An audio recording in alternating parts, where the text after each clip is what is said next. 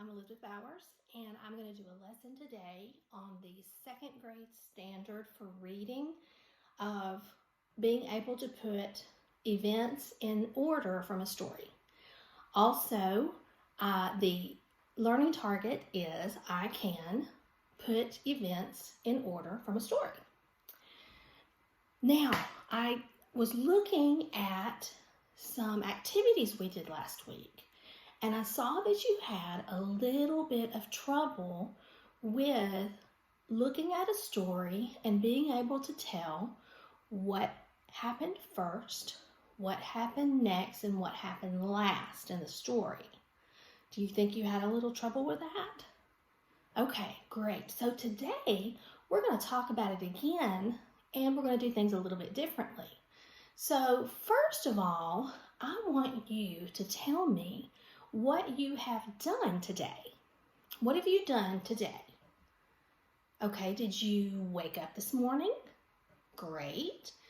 Did you eat breakfast? Super. What did you have for breakfast? Oh, cereal. Very good. Now, what did you do after you had breakfast? Okay, you went outside and played. Great. Now let's talk about those three things. Which of those three things did you do first? Did you wake up first? Did you eat cereal first? Or did you go outside and play first? What is the first thing that you did? Very good. You woke up this morning. Did you eat cereal before you woke up? No, that would be crazy. No. So the first thing you did is you woke up. What is the next thing you did, or the second thing? What did you do after you woke up? Great. You ate cereal. Fantastic. Now, what's the third thing or the last thing you told me about? You went outside to play. That's super. Now, let's look at some pictures and see if you can tell me which picture should go first. Okay? So first, let's look at our pictures. I have a picture of a little girl, and what is she doing? Right, she's eating pancakes. They look pretty good.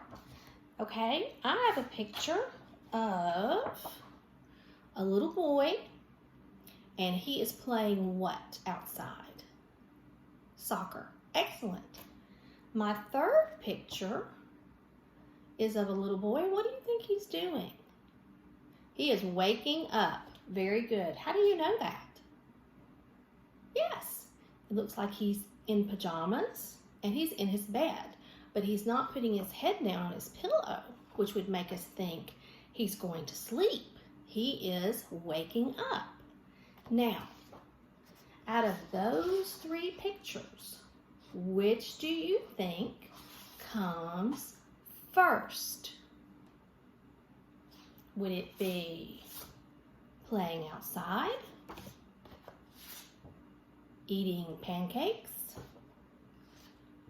or would it be waking up? What do you think? Yes, waking up would be first, because before the little boy can eat breakfast or play outside, he has to wake up. Great. Now, what would the second picture be? What comes next? Would it be pancakes, or would it be playing outside? Now, are you sure it's playing outside? Does your mother let you go outside and play without having breakfast first? No, I bet she doesn't. So what comes next after waking up? Great. Pancakes. Eating breakfast. Okay, what would come last in those three pictures? playing outside. Perfect. So when we look at pictures and when we think about our day, we can decide which things happened first, which happened next or second, and which happened last or third. And we can put those things in order. Now, I'm going to read to you a story, and we're going to put some other events in order. But this time, we're going to look at the story about Early Bird. Now, if you look at the story, he's a bird, but he has clothes on. And I think that could tell us that maybe it's going to be a funny story. So let's read Early Bird. The Early Bird.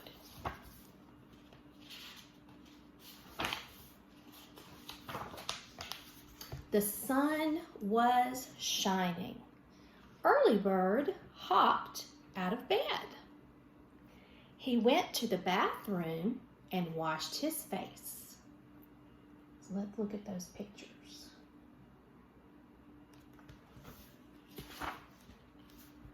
Early Bird brushed his beak and combed his feathers. Then he put on his blue sailor suit.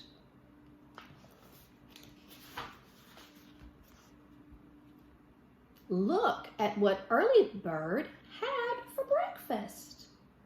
That is a lot of food. This must be his dad, and this must be his mom. I think so. Why don't you go find a worm to play with? Mommy Bird said. What is a worm? Asked Early Bird. A worm wiggles. It lives in a hole in the ground, said Mommy Bird. So Early Bird went out to find a worm. Now, what do birds usually do with worms? They eat them, right? But in this story, that's not going to happen. It's going to be different. So let's see what happens next. Are you a worm? Asked Early Bird. No, said a bug on a flower.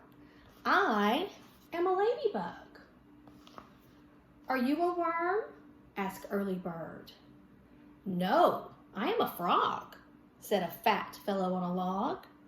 Worms live in holes. Early Bird saw something in the ground. Are you a worm? Asked Early Bird. I am not a worm, said Bunny Rabbit. Worms wiggle all over. Go look in the garden. Remember, Mommy and Daddy Bird had told him that worms live in holes. So that's why he thought that the rabbit was a worm. In the garden, Early Bird saw a wiggly thing. Hello, worm, Early Bird said.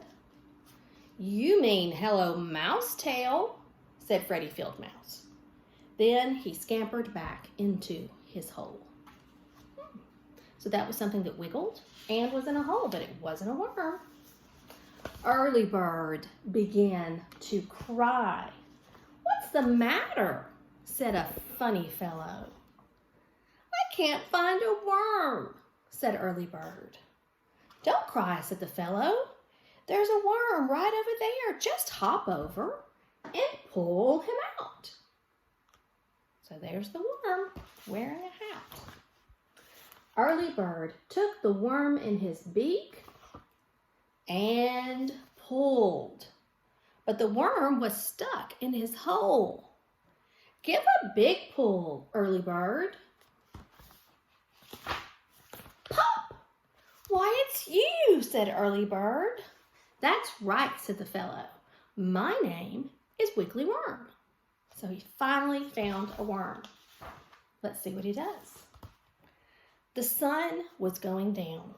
Early Bird had to hurry home for supper. Come with me, said Early Bird. All the way home, Wiggly Worm and Early Bird played jump worm.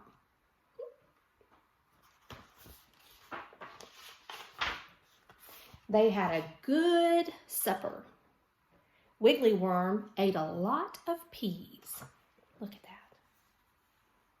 That's so silly. Daddy gave Early Bird and Wiggly Worm a piggyback ride upstairs. Early Bird took his bath with a sailboat. Wiggly Worm took his bath with his hat on. He was too little to take it to the tub. Time to go to sleep. Early Bird got into bed. Wiggly Worm went to bed in the flower pot. Good night, Wiggly Worm. Good night, Early Bird. Now, Early Bird had a very exciting day.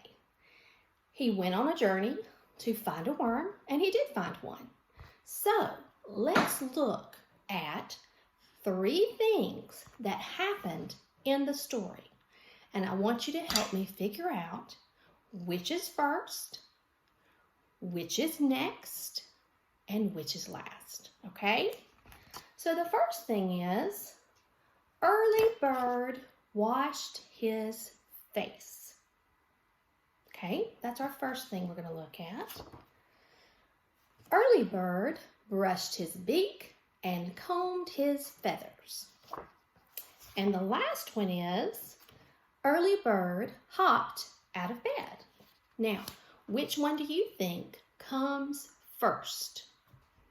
Hopped out of bed, washed his face and brushed his feathers. Brushed his feathers, or washed his face. Which one came first? Hopped out of bed. Exactly. Just like you did this morning, and just like in our pictures, the first thing would be to hop out of bed. So we're going to put that first. Now, after Early Bird hopped out of bed, what did he do next? Did he wash his face? Or did he brush his feathers? Yes, he washed his face. Very good. So the second thing Early Bird did was washed his face. First, he hopped out of bed. Second, he washed his face. What was the third thing? Brushed his beak and combed his feathers. Awesome. So, we have put 3 things in order that Early Bird did. Now, at this point, I would stop the lesson and I would either have the students to complete something on their own that I had provided previously, like if there was a link that they needed to go to. Otherwise, a website that I've found that students really enjoy and are very successful with is IXL. And I found an activity that they could go and do under IXL, and it was under 2nd grade, under reading, and it was an actual activity where they could look at a story and put things in order. If this proved too difficult, then I would assign something that was smaller, like I did just 3 events out of the story about Early Bird. I would shorten the activity as well. I looked on IXL and there was not anything in 2nd grade for remediation for a child with special needs that they could use instead of the 2nd grade standard. So because there was nothing on IXL for 1st grade, I would probably just create something to make sure that they understand the concept of first, second, and last, putting things in order in a story. So that is what I would do. If they were able to do IXL, I would do that. If they were not, I would create my own activity for them to complete and send back to me. I would also keep up with mastery and to see if they had understood the skill. During the lesson, I could do that by seeing if they were able to put events in order, if they were able to put the pictures in order, and that would help me to see if the child is understanding. If they were able to complete the IXL lesson, that is also something I can go to immediately after they've told me they've completed it. I can look and see what their score was. If it was an acceptable score, if it was mastery, then we would be able to move on to the next standard.